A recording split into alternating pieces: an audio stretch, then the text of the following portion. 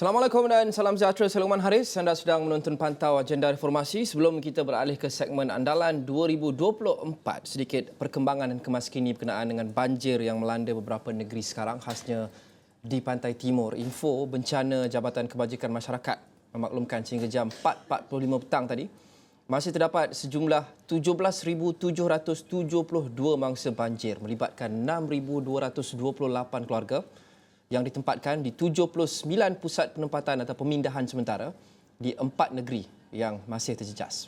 Negeri-negeri yang terjejas masih lagi Kelantan, Terengganu, Pahang dan Johor. Menurut Pusat Kawalan Bencana, Agensi Pengurusan Bencana Negara atau NADMA, Kelantan masih kekal dengan jumlah mangsa tertinggi, iaitu seramai 16,102 orang ditempatkan di 41 PPS.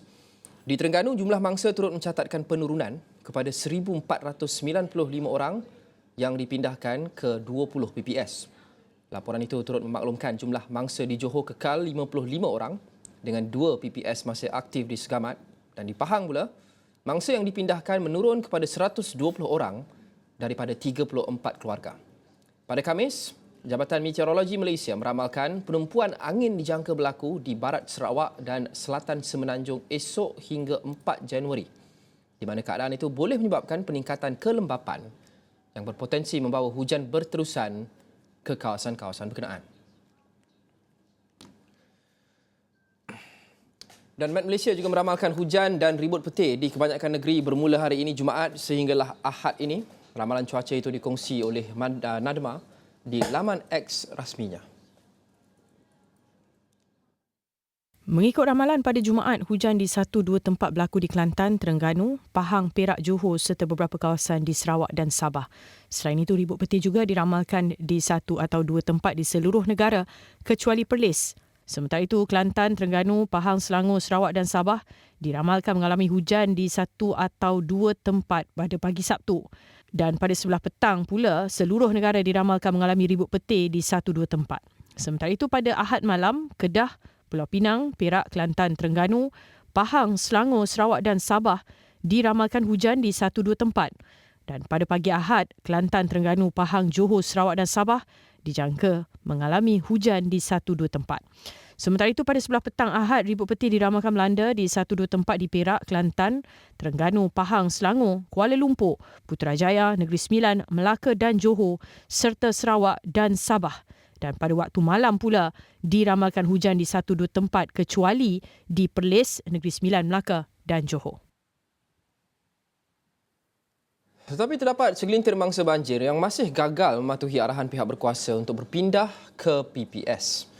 Justru Timbalan Pengarah Jabatan Bomba dan Penyelamat Malaysia Terengganu, PGKB1 Muhammad Khairiri Mat Arsyad menasihatkan orang ramai supaya sentiasa mementingkan keselamatan diri dan keluarga kerana bencana banjir tidak boleh dijangka. Bagaimanapun kita masih berhadapan dengan segelintir masyarakat pada bilangan yang agak kecil yang enggan berpindah kerana pada pandangan mereka banjir tidaklah begitu menjejaskan mereka berdasarkan pengalaman yang dilalui sepanjang tempoh 20-30 tahun yang lalu. Rumah mereka tidak mengenaki air. Selain itu, sepanjang pengalaman terlibat dalam operasi banjir, beliau menitipkan pesanan berhati-hati buat mangsa banjir yang berhadapan dengan arus deras yang melimpah ke kawasan perumahan. Ia bagi mengelakkan kejadian tidak diingini, terutamanya melibatkan tragedi tidak diingini berlaku seperti kematian kanak-kanak. Sentiasa mengambil langkah-langkah berjaga-jaga semasa banjir melanda.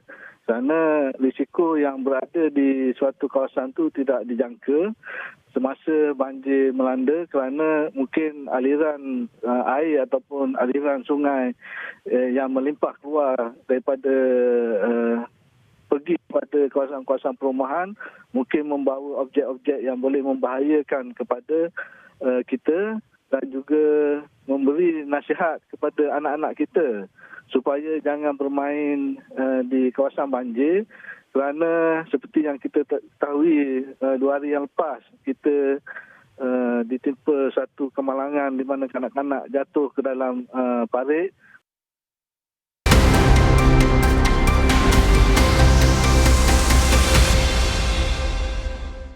Baik, 3 hari menjelang tahun baru 2024, banyak kita menyingkap semula apa yang kita saksikan sepanjang tahun 2023 dan seperti biasa di Asra On setiap hari kami akan membincangkan setiap sektor untuk kita lihat bagaimana 2023 dan apa pencapaian yang menjadi kita kecapi sepanjang tahun ini dan yang paling penting bagaimana kita menggunakannya sebagai pengajaran ataupun rujukan untuk proses penambahbaikan untuk tahun hadapan.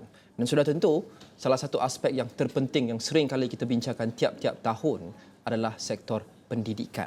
Bagaimana prestasi kerajaan dan Menteri Pendidikan dalam menjaga aspek ini yang begitu penting untuk masa depan negara sepanjang tahun 2023 dan apa yang kita boleh tambah baik dan juga jangkakan untuk tahun 2024. Saya mau bersama dengan Dr. Anwar Ahmad. Dr. Anwar adalah pencarah kanan Pusat Kajian Kepelbagaian Pendidikan Universiti Kebangsaan Malaysia. Doktor, Assalamualaikum. Waalaikumsalam, Rahman. Apa khabar? Khabar baik, Doktor. Baik, sebelum kita pergi kepada andalan tahun 2024, untuk kita melihat ke depan, Doktor, kita perlu melihat ke belakang dan apa kita sudah kecapi setakat ini. Bagaimana Doktor rumus dan baca pencapaian kerajaan dalam meningkatkan kualiti pendidikan anak-anak kita sepanjang tahun 2023 ini? Baik, yang pertama sekali kita telah maklum bahawa 3 sektor utama yang terjejas teruk akibat pandemik adalah ekonomi, kesihatan dan juga pendidikan.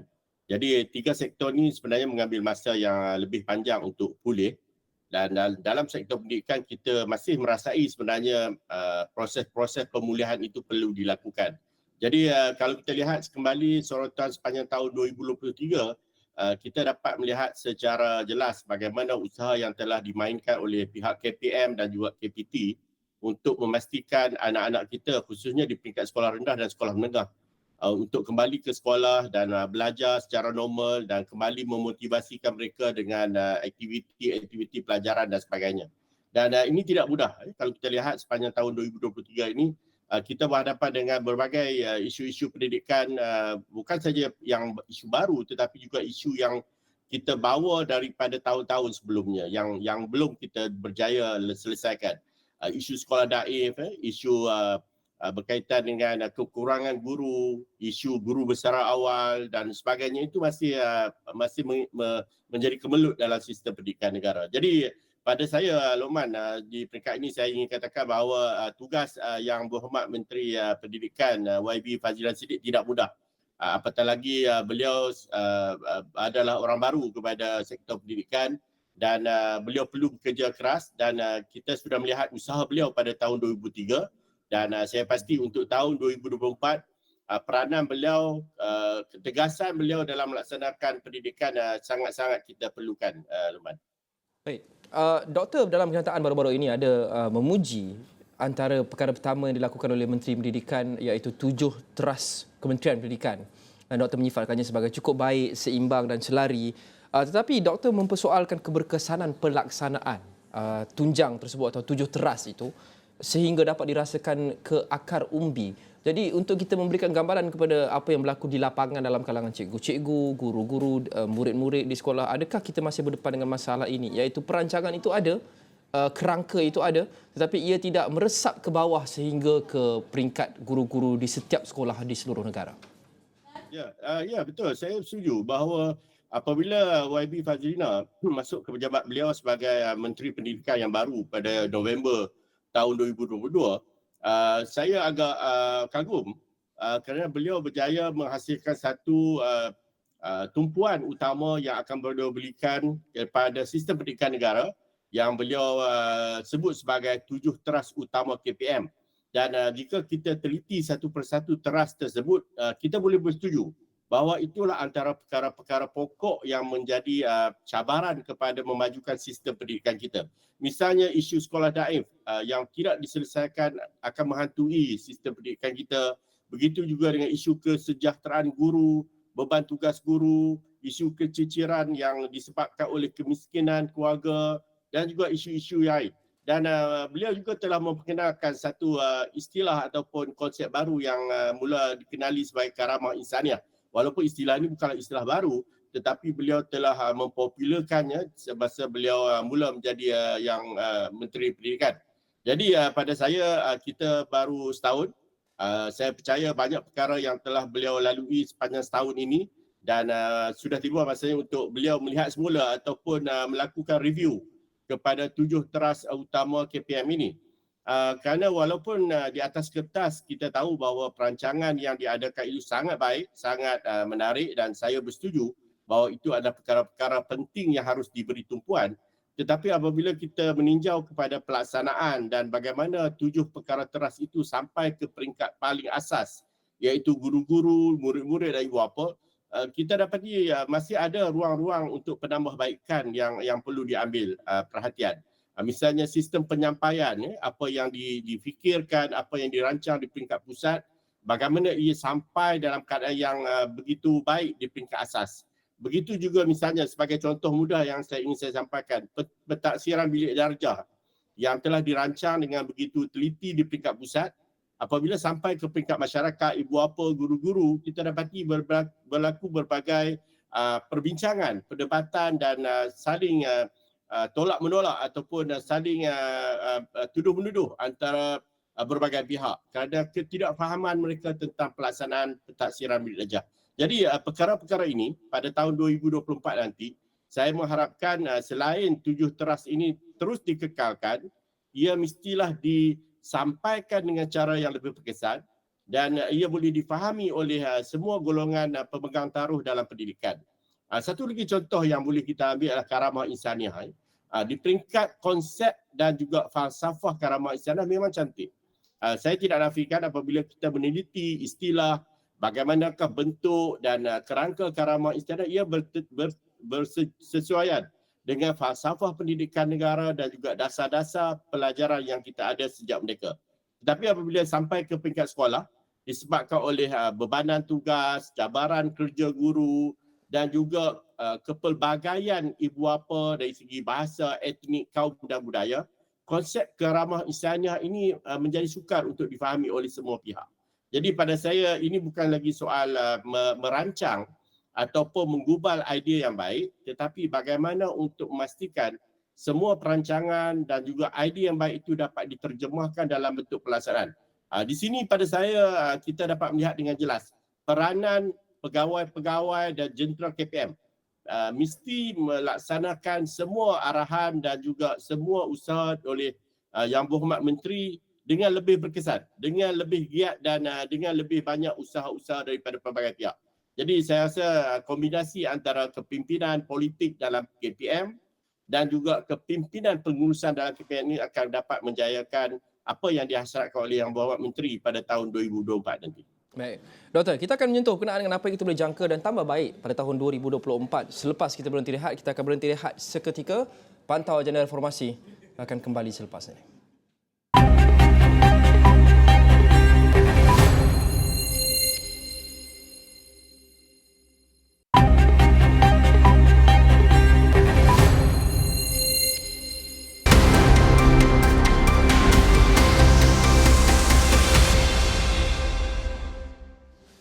Kembali dalam pantau agenda reformasi, saya Luqman Haris. Untuk segmen andalan 2024 kita membincangkan satu sektor ataupun aspek negara yang teramat penting dan kita sering menyaksikan antara peruntukan tertinggi diberikan dalam setiap belanjawan, termasuk belanjawan 2024, iaitu sektor pendidikan. Apa yang kita pelajari daripada mungkin kekurangan pada tahun 2023 ini dan kita boleh tambah baik pada tahun depan? Saya mau sambung perbincangan bersama dengan Dr. Anwar Ahmad, Pencarah Kanan Pusat Kajian Kepelbagaian Pendidikan Universiti Kebangsaan Malaysia. Prof ataupun Doktor, sebelum tadi kita bincangkan berkenaan dengan beberapa poin yang Doktor bangkitkan berkenaan dengan mungkin kekurangan yang boleh ditambah baik pada KPM, Kementerian Pendidikan, sepanjang tahun 2023, termasuk 7 teras yang mungkin tidak dapat diterjemahkan dengan begitu sempurna ke peringkat akar umbi kepada guru-guru, kepada ibu bapa dan sebagainya.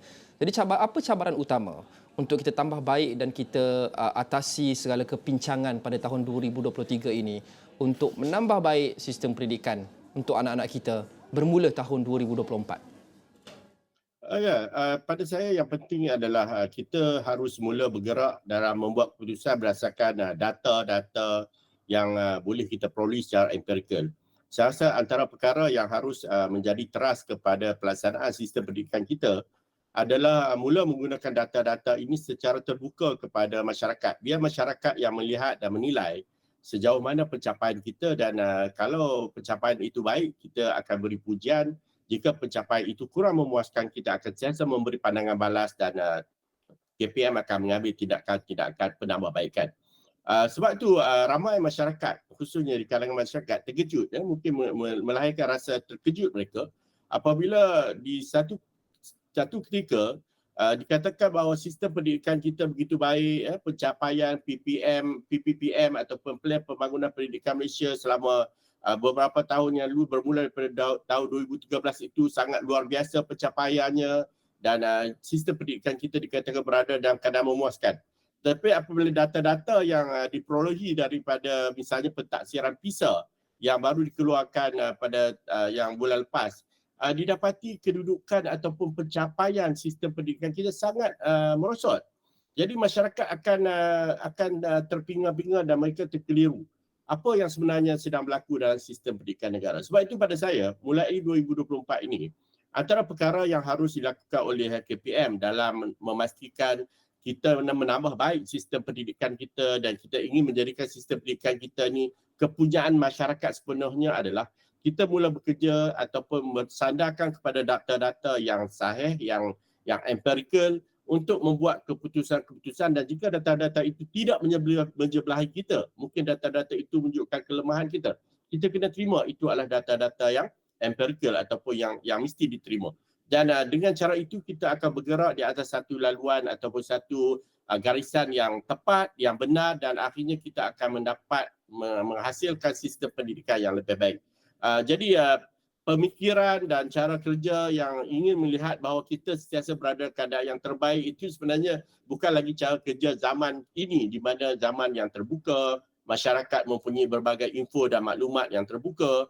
Jadi perkongsian maklumat yang benar yang boleh dikongsi dengan masyarakat dan selalu menganjurkan ataupun mengajak masyarakat untuk bersama-sama terlibat dalam program libat urus, perbincangan, wacana dan juga perkongsian data-data perangkaan statistik yang dihasilkan oleh KPM kepada masyarakat itu akan memberi kita satu keadaan yang sebenar. Apa yang berlaku dalam sistem pendidikan kita kan? Jadi pada saya, misalnya ramai ibu bapa yang bertanya, mengapa apabila mereka melihat keputusan SPM pada setiap tahun meningkat, keputusannya prestasi anak-anak yang mendapat keputusan A itu cemerlang, itu meningkat dan sebagainya. Tetapi pada masa yang sama juga, mengapa keputusan dalam PISA kita merosot dengan kadar yang sangat teruk?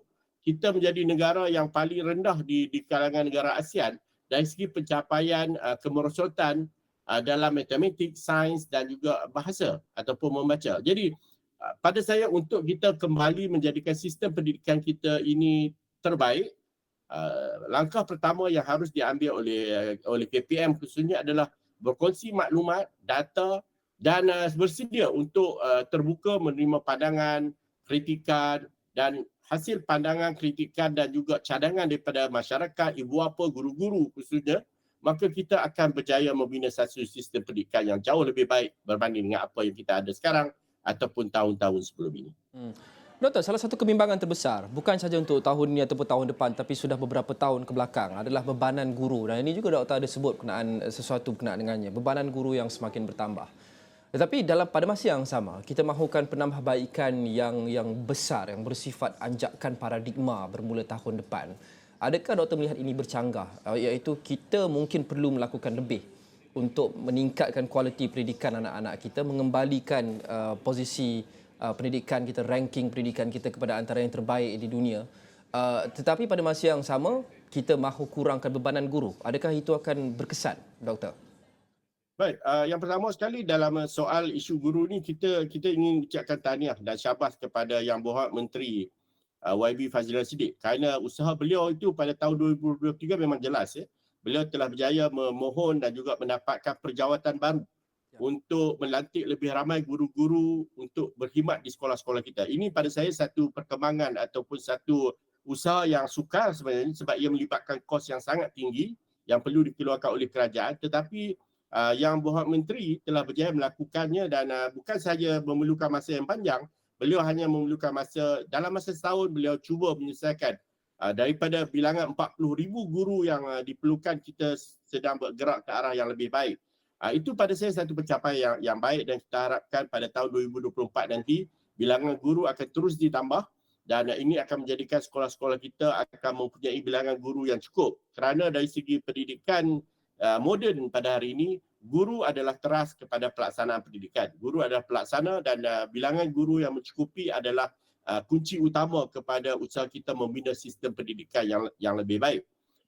Dari segi beban tugas, kita tidak nafikan. Malah KPM sendiri tidak menafikan bahawa beban tugas guru memang melampaui daripada apa yang sepatutnya.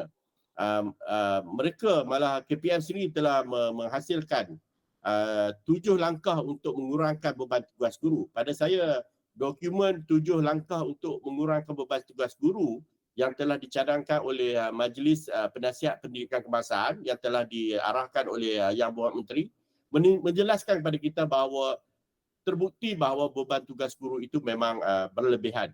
Dan 7 langkah itu sedang dan diambil tindakan di peringkat pelaksanaan.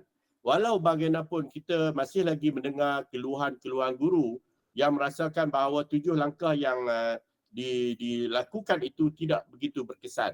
Malah ada sebahagian daripada langkah-langkah tersebut seperti tidak dipatuhi dari segi pelaksanaan. Misalnya, walaupun salah satu langkah untuk mengurangkan tugas guru adalah memberi fokus guru untuk mengajar, mereka tidak perlu lagi menjadi pengawas peperiksaan yang mengambil masa beberapa minggu, tetapi dalam pelaksanaan didapati masih ramai guru yang dinamakan untuk menjadi pengawas peperiksaan yang sepatutnya tidak lagi wujud selepas 7 langkah ini dilaksanakan.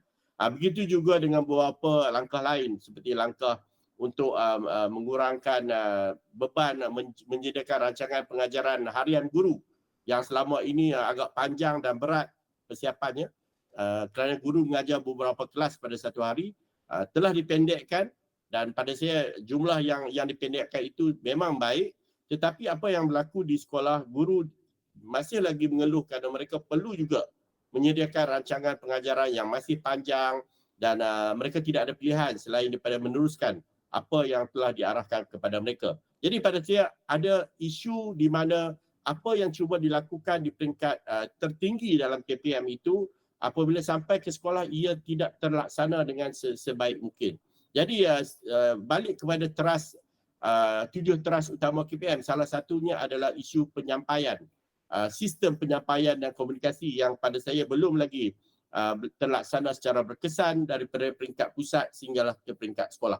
Jadi 7 teras itu pada saya masih menjadi panduan utama untuk Yang Berhormat Menteri menjalankan perkhidmatan beliau ataupun menjalankan usaha beliau untuk menjadikan sistem pendidikan kita lebih baik pada masa depan. Cabaran yang telah diujarkan ataupun yang telah diucapkan oleh Yang Amat Berhormat Menteri Perdana Menteri sendiri semasa beliau datang ke Bangi tempoh hari, iaitu tahun 2024 adalah pemula kepada pembinaan sistem pendidikan yang berkualiti. Jadi cabaran untuk YB Fazlina dan pasukan KPM pada saya sangat besar untuk 2024 dan kita harapkan mereka dapat melaksanakan dengan baik dan kita seluruh rakyat Malaysia akan sentiasa memberi sokongan, pandangan untuk memastikan pendidikan anak-anak kita akan sentiasa berada dalam keadaan yang baik. InsyaAllah. Pak Dr. terima kasih. Dr. Anwar Ahmad, Pensyarah Kanan Pusat Kajian Kepelbagaian Pendidikan UKM. Kita jumpa lagi. Assalamualaikum dan salam hormat.